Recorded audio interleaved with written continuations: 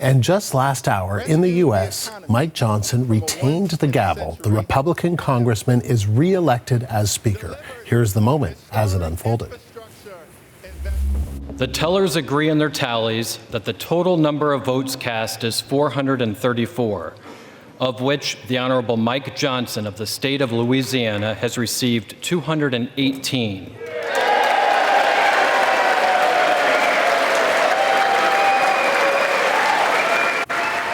And that was the moment that saw Mike Johnson maintain his grip on the gavel as House Speaker. Journalist Benji Heyer joins us now from Washington. So Benji, walk us through how this all unfolded.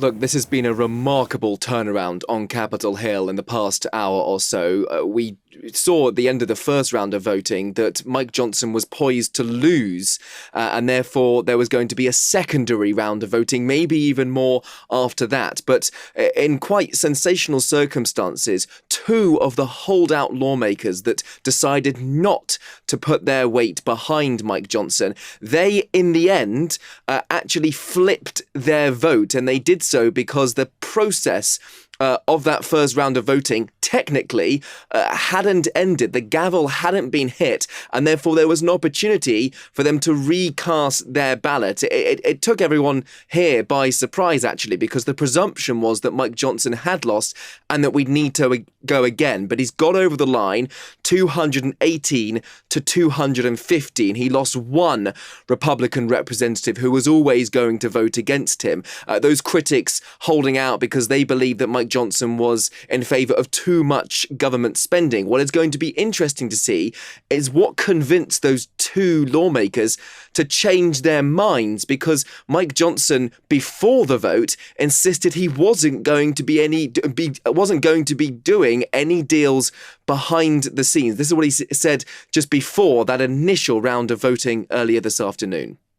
We don't have time for drama. So my simple message to my colleagues is make suggestions about process improvements. We're open to that at all times, but I don't make deals with anyone. There's no quid pro quo here.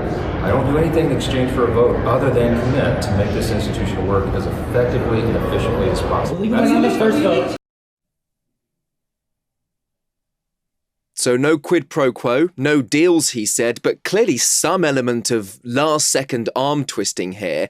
And if you recall, years ago, Mike Johnson's predecessor, Kevin McCarthy, eventually he won after several rounds of voting, but only did so because he promised his colleagues a series of concessions, and those concessions eventually were his undoing and brought him down. And so it could be a sense of deja vu. We could see that again in this case with Mike Johnson, even if he has, for now, retained that gavel. And so, Benji, how crucial was this vote for Donald Trump?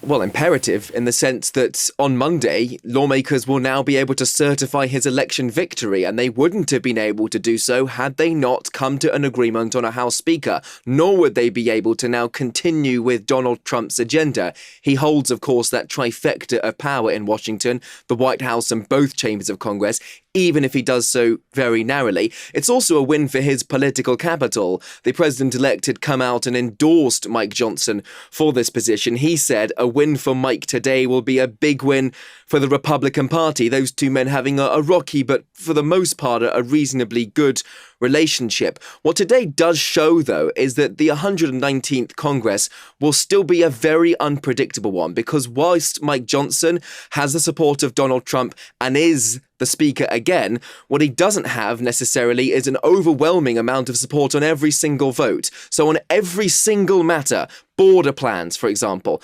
tariffs, he will require all but one of his own party to be present and voting in favour of that legislation. And that is unlikely to happen on every single occasion. So still a tumultuous and unpredictable time ahead on Capitol Hill. Benji, thank you. Journalist Benji Heyer live in Washington.